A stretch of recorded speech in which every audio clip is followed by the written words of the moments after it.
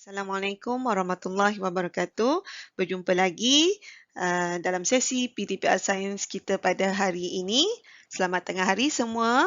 Okey, baik, hari ini kita akan belajar unit 2.5 iaitu teknologi pemprosesan makanan.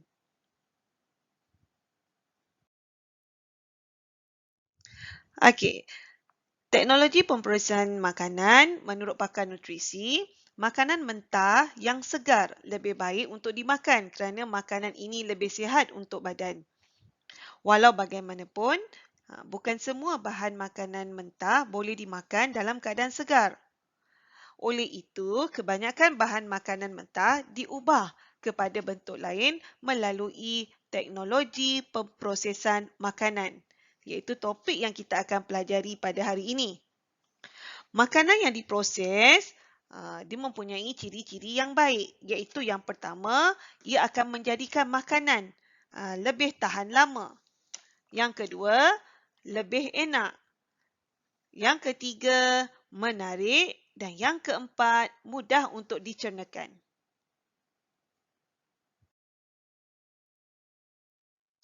Baik, kaedah yang pertama adalah memasak. Iaitu, makanan diproses dengan cara memanaskan bahan makanan melalui teknik seperti celur, goreng, panggang, pengasapan, rebus, tumis, bakar dan kukus. Contoh makanan yang diproses melalui kaedah ini ialah seperti kari ayam, ikan goreng, ayam panggang, nasi, sayur-sayuran dan kuih muih. Kaedah yang kedua ialah melalui penapaian, iaitu proses penguraian bahan kompleks kepada bahan yang lebih ringkas melalui tindakan bakteria seperti yeast ataupun mikroorganisma berfaedah yang lain.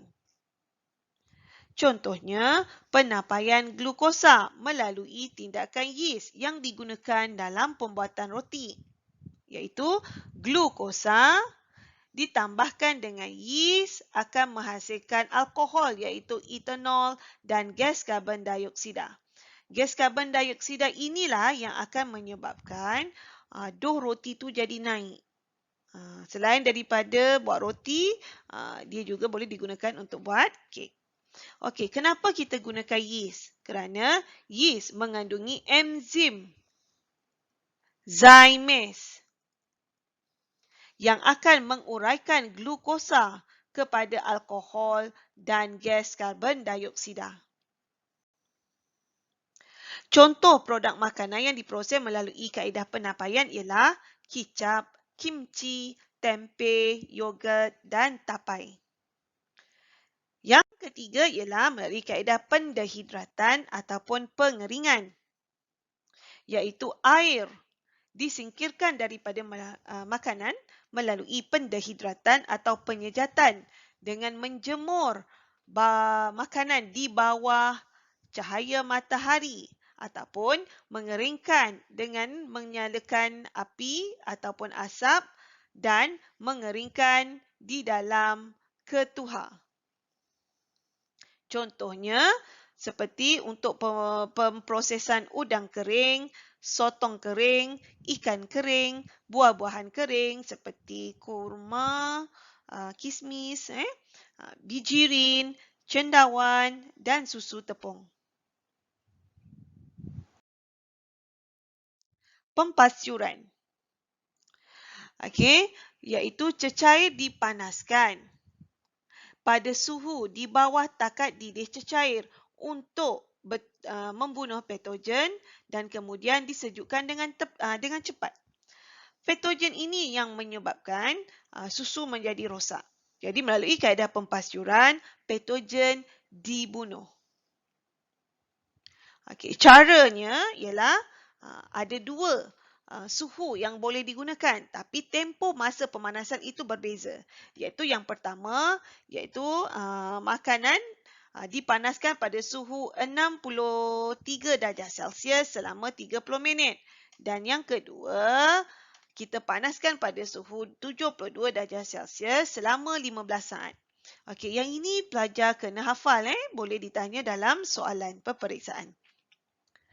Contoh makanan yang menggunakan kaedah pempasturan ialah susu, produk tenusu dan jus buah-buahan.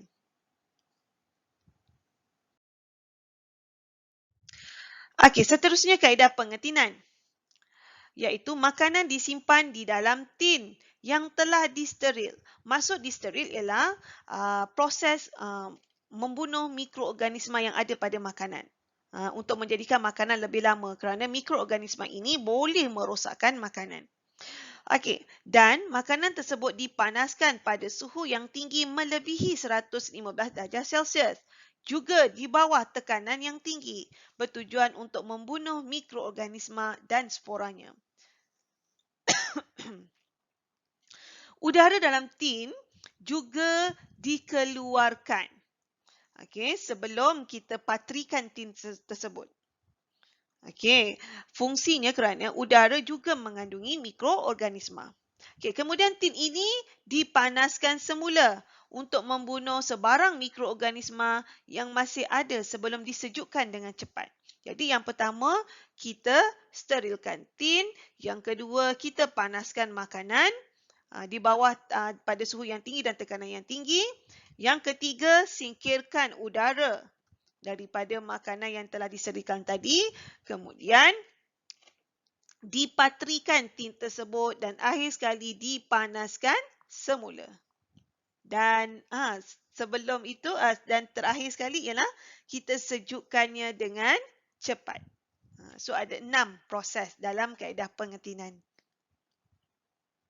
Contoh makanan yang melalui kaedah pengetinan ialah seperti yang kamu lihat makanan dalam tin di pasaran. Seperti daging, sup, kacang, ikan, buah-buahan, sos dan juga susu di dalam tin.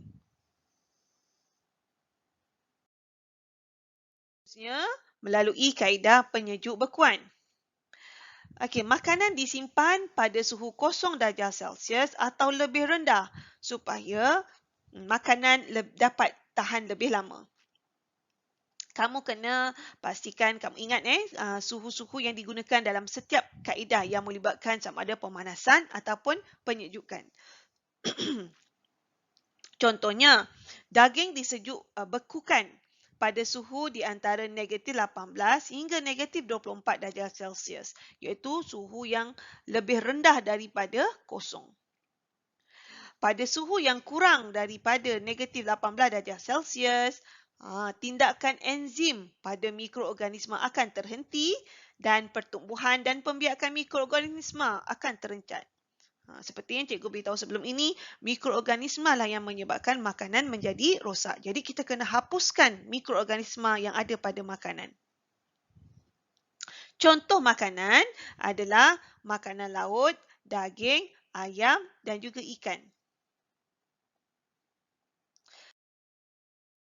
Melalui kaedah penyinaran, makanan didedahkan pada sinar mengayon seperti sinaran gamma, sinaran ultraunggu dan sinar X yang bertujuan untuk membunuh mikroorganisma seperti Salmonella species dan Campylobacter spesies yang ada dalam daging mentah, dan kita juga boleh menghapuskan serangga seperti kutu dalam beras yang merosakkan makanan berkenaan.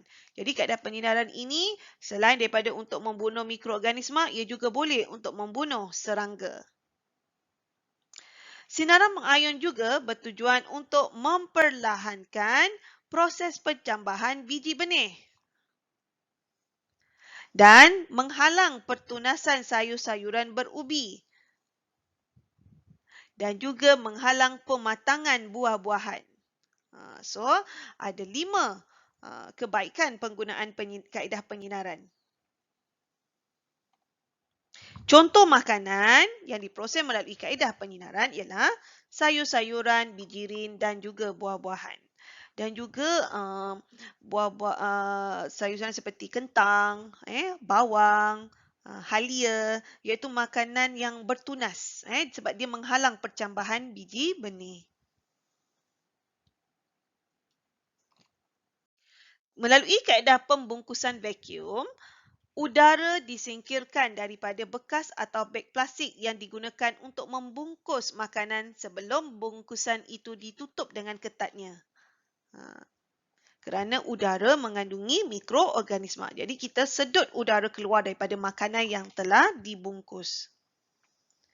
Ketiadaan udara dalam bungkusan dapat mencegah pertumbuhan mikroorganisma di dalam bungkusan dan memberhentikan pengoksidaan makanan. Bermakna ada dua fungsi kenapa kita singkirkan udara daripada makanan yang dibungkus. Iaitu yang pertama, mencegah pertumbuhan mikroorganisma dan yang kedua, memberhentikan atau menghentikan pengoksidaan makanan. Pengoksidaan makanan juga akan merosakkan makanan. Contohnya, seperti kacang, beras, durian dan sayur-sayuran. Ini durian bukan dalam bentuk buah. Dia durian yang dibungkus.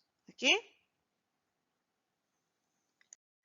Okey, sekarang kita dah masuk kepada bahan kimia yang digunakan dalam pemprosesan makanan dan impaknya terhadap kesihatan. Sebelum ini, tadi kita telah belajar kaedah-kaedah memproses makanan. Dalam kaedah memproses makanan juga, sesetengah pengeluar makanan akan menambahkan bahan kimia untuk memberikan faedah-faedah yang tertentu. Walau bagaimanapun, ia juga akan memberikan kesan terhadap kesihatan. Okey, contoh bahan pertama. Ada 8 bahan kimia kesemuanya. So, yang pertama ialah bahan pengawet. Okey, fungsi bahan pengawet ialah untuk mencegah pertumbuhan dan pembiakan mikroorganisma.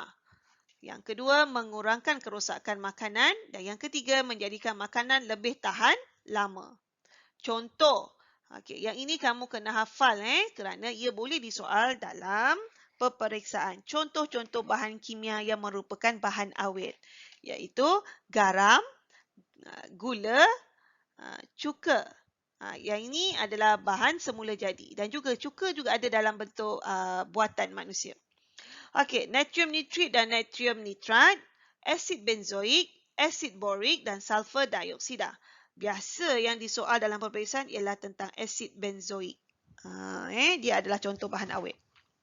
Okey, contoh makanan yang menggunakan bahan awet ialah makanan laut, sayur-sayuran, buah-buahan, makanan yang dijeruk, daging, sausage, jus buah-buahan, sos tomato, mi, berbola ikan, cordial buah-buahan.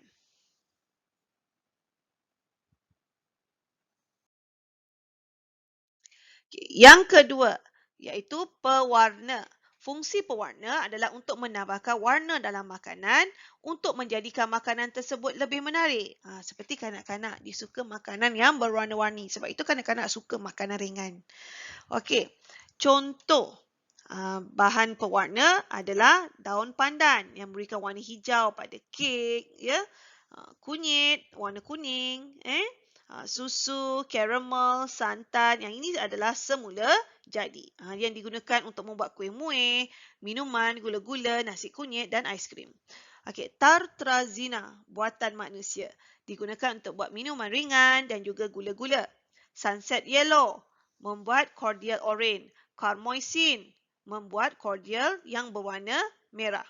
Okey, carbon dioxide. Okey, kita pergi pada bahan kimia yang ketiga iaitu peluntur. Fungsinya untuk melunturkan warna asal makanan yang tidak dikehendaki. Okey, contoh bahan peluntur adalah karbon diaktifkan. Ini yang secara semula jadi yang digunakan untuk melunturkan warna minyak sawit dan gula tebu. Kalau kita tengok air tebu kan warna hijau. Okey. Tapi bila kita tengok gula, dia jadi warna putih. Maksudnya dia dah tambahkan dengan peluntur. Okey. Kemudian benzoil peroksida. Yang ini buatan manusia. Yang digunakan untuk melunturkan warna pada gula, beras putih, tepung dan juga bihun. Kalau tepung sebenarnya daripada gandum dia warna perang coklat macam tu. Tapi bila dah jadi tepung gandum, awak lihat dia akan menjadi warna putih kerana telah dilunturkan menggunakan benzoil peroksida. Ini nama ni sangatlah famous dalam peperiksaan.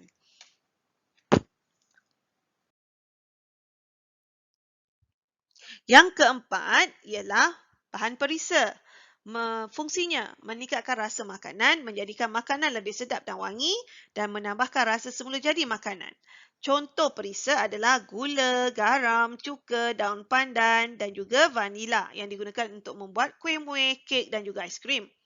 Okey, yang kedua ialah monosodium glutamat MSG. Yang ini kita selalu nampak dekat mana MSG? Pada mi segera, kacang soya dan kerepek kentang.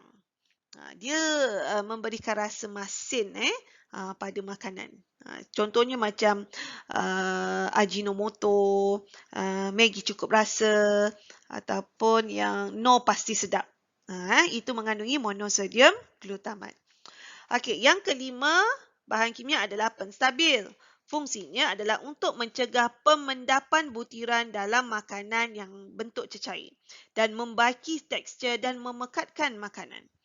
Okey, contoh bahan penstabil ialah kanji, gelatin, agar-agar dan juga gam akasia. Kalau kanji digunakan untuk pembuatan sos cili dan sos tomato, dia jadi lebih pekat. Gelatin dalam pembuatan jeli, agar-agar dalam pembuatan aiskrim, sup segera dan juga jeli, dan gam akasia dalam pembuatan aiskrim, gula dan juga jeli. Bahan kimia yang keenam ialah pemanis. Pemanis akan menjadikan makanan dan minuman lebih manis seperti gula Melaka dan juga madu yang digunakan untuk membuat kuih muih, kek dan juga minuman. Aspartam biasa disoal dalam peperiksaan untuk membuat cordial, minuman dan juga jam. Sorbitol digunakan untuk membuat makanan bagi pesakit diabetes mellitus. Kerana pesakit diabetes mellitus ni tak boleh menggunakan gula biasa kerana dia boleh meningkatkan paras gula dalam darah. Jadi dia akan menggunakan gula buatan ini sebagai pengganti gula yang sebenar. Okey, baik. Yang ketujuh adalah antioksidan. Berfungsi untuk memperlahankan pengoksidaan makanan berlemak. Kerana pengoksidaan makanan akan menyebabkan makanan menjadi rosak. Okey, dan juga mencegah warna buah dan sayur-sayuran daripada bertukar menjadi perang. Okey, iaitu contohnya seperti asid ascorbic ataupun dikenali sebagai vitamin C yang digunakan dalam pembuatan minyak masak. Tocopherol, vitamin E digunakan dalam pembuatan margarin dan juga biskut.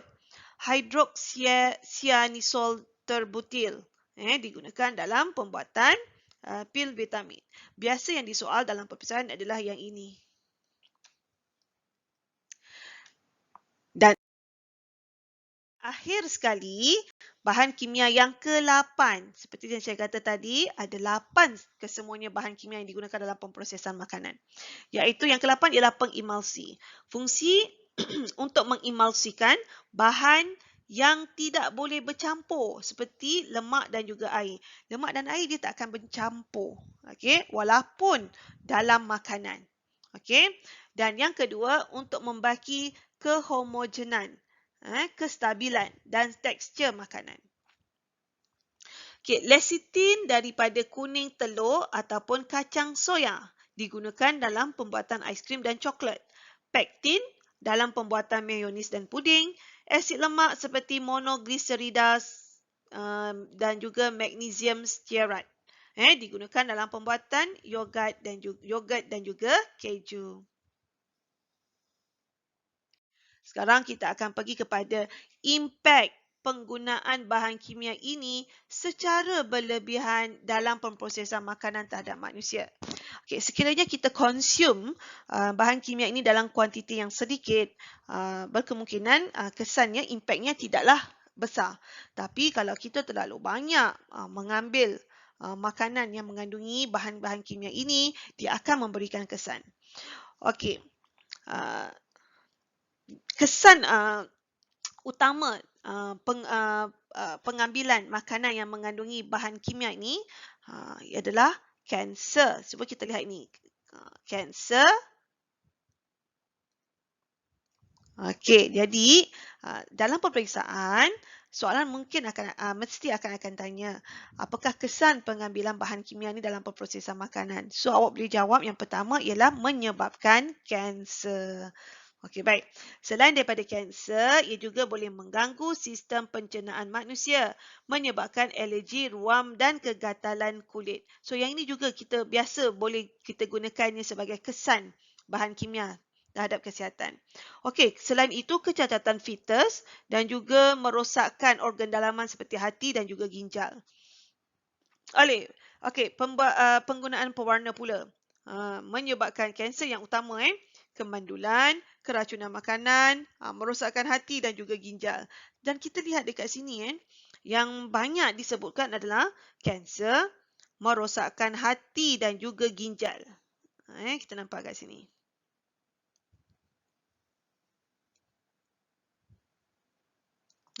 Okey. Okey, kemudian selain daripada itu menyebabkan keracunan makanan, tekanan darah tinggi, sakit jantung, kerencatan otak pada kanak-kanak. Pemanis menyebabkan diabetes mellitus, alergi ruam dan kegatalan kulit. Obesiti. Okey, baik. Dan antioksidan merencatkan pertumbuhan badan, merosakkan lagi hati dan juga ginjal. So, merosakkan hati dan juga ginjal ini ada pada semua bahan kimia ni. So, awak boleh ambil kanser, satu kesannya, dan yang kedua merosakkan hati dan juga ginjal. Okey, kalau dia nak, biasanya dia nak satu ataupun dua kesan. Tapi kalau nak hafal lebih, bagus juga. Awak boleh ambil yang mana-mana yang banyak disebut. Sebab soalan peperiksaan, biasanya dia tak akan tanya kesan setiap satu ni. Ini apa dia? Tak, dia secara overall. Apakah kesan bahan kimia terhadap kesihatan? So, macam itulah. Okey. Okey, baiklah kita telah tamat saya punya penerangan terhadap unit 2.5. Jadi sekarang kamu dikehendaki untuk menjawab soalan Google Form iaitu sebanyak 20 soalan. Okey, bagi kelas Citrin dan juga Diamond, kamu dikehendaki untuk mencapai markah minimum sekurang-kurangnya 18/20. Manakala bagi kelas 5 Ruby, kamu dikehendaki untuk mencapai markah minimum sekurang-kurangnya 15/20. Sekiranya kamu tidak mencapai sekurang-kurangnya markah minimum ini, kamu dikehendaki untuk menjawab Google Form tersebut berulang kali. Okey, selesai menjawab Google Form, untuk cikgu ambil kehadiran, kamu boleh menjawab buku SPS pada muka surat 21 hingga 25 dengan merujuk kepada buku teks muka surat 75 hingga 81. Okey, sekian saja. Jangan lupa tugasan yang cikgu berikan. Untuk buku SPS, sila hantar dalam Google Classroom. Okey, terima kasih semua. Selamat menjawab.